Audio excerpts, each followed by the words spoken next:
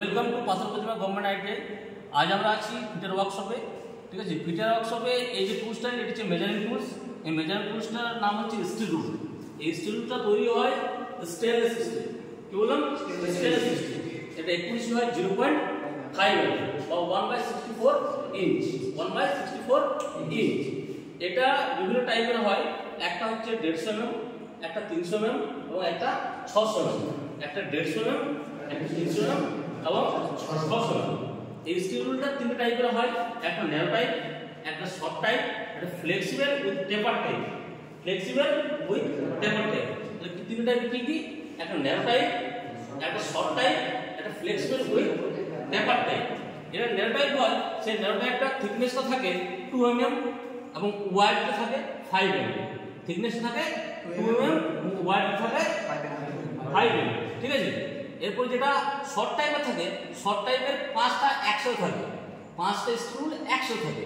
একটা হচ্ছে 3/4 ইঞ্চ, একটা 3/8 ইঞ্চ, একটা 1/4 ইঞ্চ, একটা 1/2 ইঞ্চ, একটা 1 ইঞ্চ। এই 5টা স্ক্রু একসাথে থাকে। ঠিক আছে। আর একটা আছে ফ্লেক্সিবল উইথ টেপার টাইপ। টেপারটা হয় 1/2 ইঞ্চের মতো। ঠিক আছে। তাহলে স্টুল সম্বন্ধে আমরা কি কি জানলাম? স্টুলটা কি দিয়ে তৈরি? ঠিক আছে। এইটার একুরেসি কত? ঠিক আছে। এবং এই স্টিলটা কত টাইপের হয়? ঠিক আছে।